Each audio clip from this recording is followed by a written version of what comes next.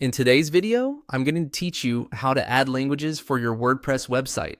If you want to make your site accessible to a wider audience, adding multilingual support is a great place to start.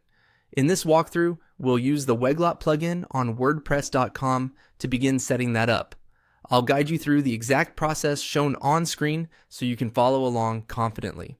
To begin, log into your WordPress.com account and go to your site's My Home area.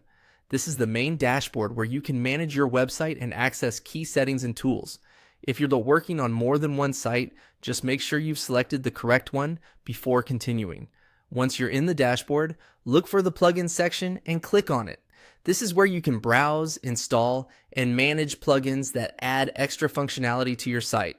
Since multilingual support is not built into every WordPress setup by default, using a plugin is a practical way to add it. After that, use the search bar and type in Weglot. This will help you quickly find the translation plugin we need. Take a moment to make sure you're searching in the plugins area and not somewhere else in the dashboard, since that will give you the most relevant result. When the search results appear, click on Translate WordPress with Weglot, Multilingual AI Translation. This is the plugin listing you want to open. On the plugin page, you'll usually be able to read a brief overview of what it does, which can be useful if you want to confirm you've selected the correct tool before moving forward. Next, click on Upgrade and Activate.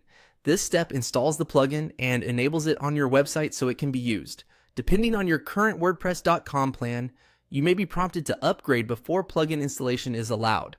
If that happens, follow the on-screen prompts to continue. If you don't already have a plan that supports plugins, or if you're not on a paid plan, this is the point where WordPress.com may require you to upgrade. That's important to know ahead of time, because plugin access is tied to your plan level on WordPress.com.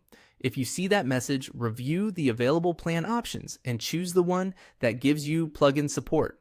Once that's done, you're ready to move on with the plugin activated and available in your site.